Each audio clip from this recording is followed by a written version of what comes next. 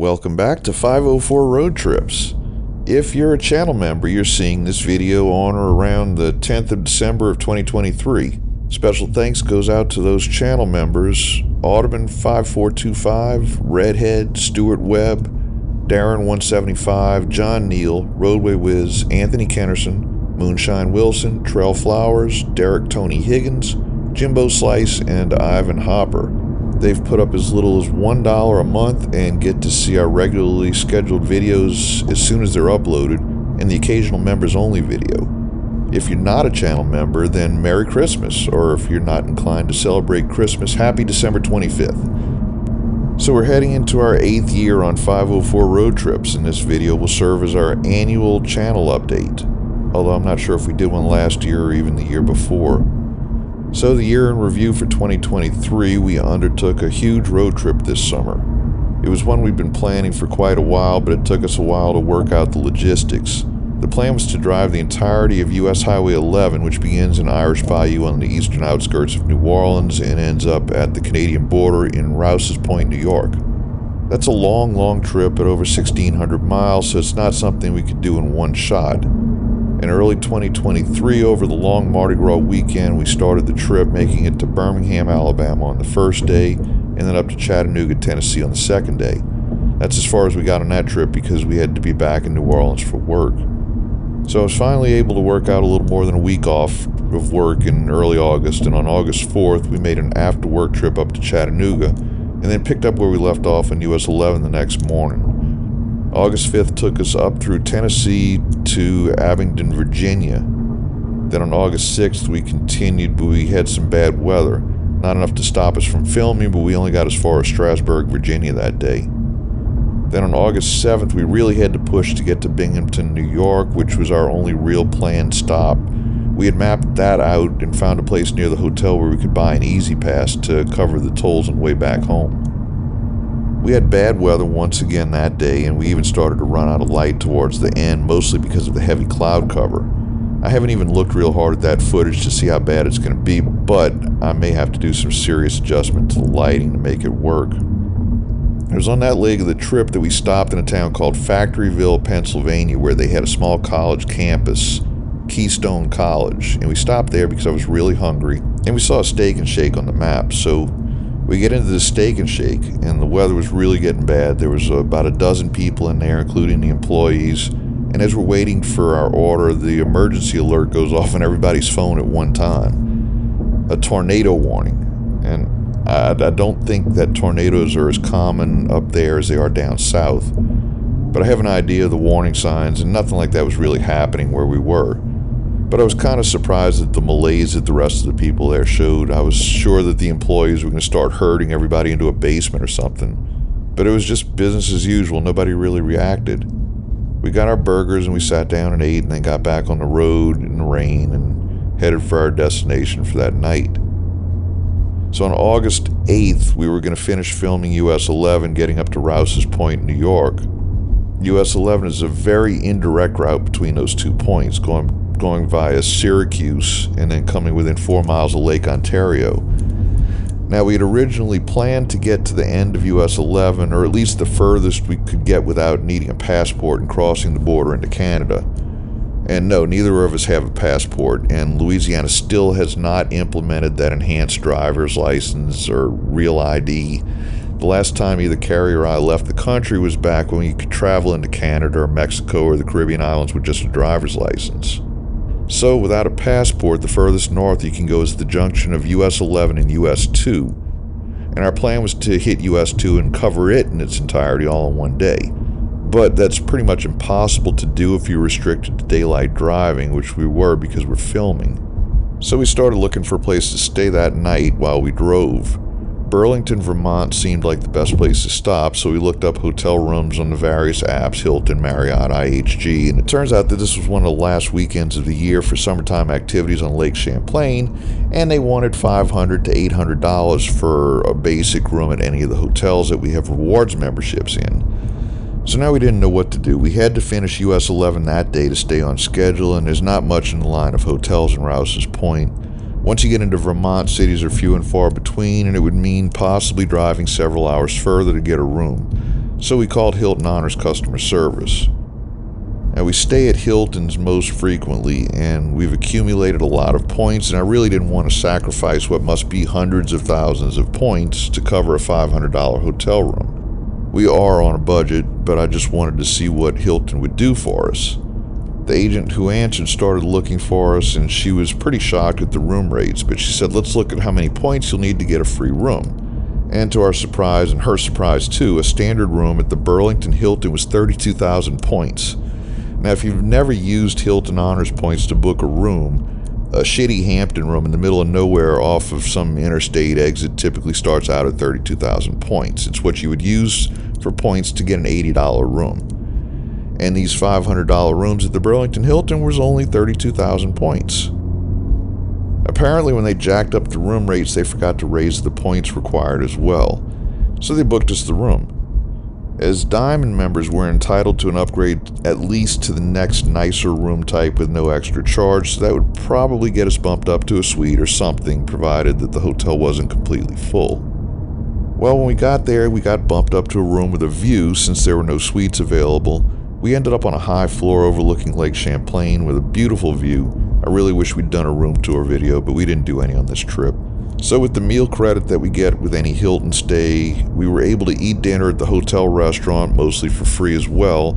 Total spent at the Hilton was about $50, and that was for a slight overage on the meal credit, parking, and tips for the waitress and housekeeper. So not a bad deal. So the next day, which would have been August 9th, I guess, we got on the interstate and headed across Vermont and New Hampshire, two states that neither Carrie nor I had ever been to.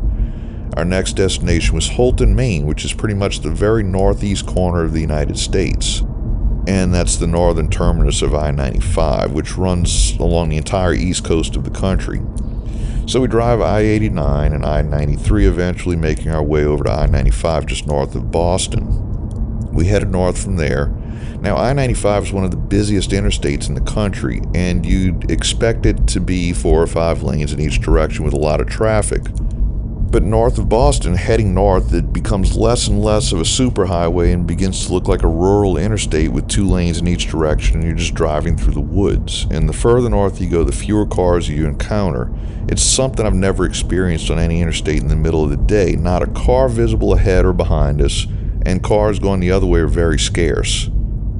There's really not much up there, just a bunch of small towns and cities and eventually Canada. But it's not the heavily populated part of Canada like you'd see if you cross the border at Buffalo into the Niagara region. I-95 crosses the border into New Brunswick, which is mostly rural, so there's no through traffic. People who drive that part of I-95, other than us, are going to some specific destination in one of the little towns along the way, and it's a long way to a big city, so there's just not a lot of traffic. Anyway, we got up to Houlton and stopped at a Dunkin' Donuts for coffee and to get something to eat, and although it was still early August, the temperature was around 70 degrees. Just for reference, yesterday was December 9th, and in New Orleans it was 70 degrees. So our next goal was to film all of I-95 from north to south. We knew we wouldn't be able to get it all on this trip, but we figured we'd take it down to Jacksonville and then head home. That way it'd only require a day's drive to resume filming at some point in the future. Meanwhile, we're adding a bunch of states to the 504 Road Trips catalog. Like I said earlier, neither Carrie nor I had been to Vermont or New Hampshire before, and the same goes for Maine, and she'd never been to Massachusetts, Rhode Island, or Connecticut. And this brings my total up to 47 states. I just need Arizona, Alaska, and Hawaii. And Carrie has now been to 48 states. She has been to Arizona. So we headed down I-95, stopped for the night in Bangor, Maine, and then we planned for Baltimore the next night, but we didn't count on it taking 3 hours to get through the New York City area. We were in crawling traffic along the Cross Bronx Expressway for at least 2 hours. Then I didn't discover until after we'd crossed the George Washington Bridge into New Jersey that the GoPro had frozen up while we were sitting in traffic. Meaning we lost a couple of hours of footage, during which we'd probably only covered 5 or 6 miles. Carrie shot some handheld video of the George Washington Bridge, so with the help of some footage from Roadway Wiz and Carrie's handheld video, we'll be able to fill in that gap. Anyway, we stopped for the night in New Jersey and headed for my brother-in-law's house in Baltimore the next night. But meanwhile, along the way, somewhere in either Connecticut or just into New York, I hit a big bump in a construction zone just as I was changing lanes. I was going about 80, and it was one of those bumps like we frequently experience in the streets of New Orleans, where your soul temporarily leaves your body and you curse loudly and then you verbally apologize to your car. When we stopped for the night, I checked the wheels and tires for damage and couldn't see anything. I was pretty sure it was the left front wheel, but it seemed okay, and we pushed on. 2 days later, I guess it was August 11th, we were in North Carolina, and I was in the middle of a lane change, and something just didn't feel right.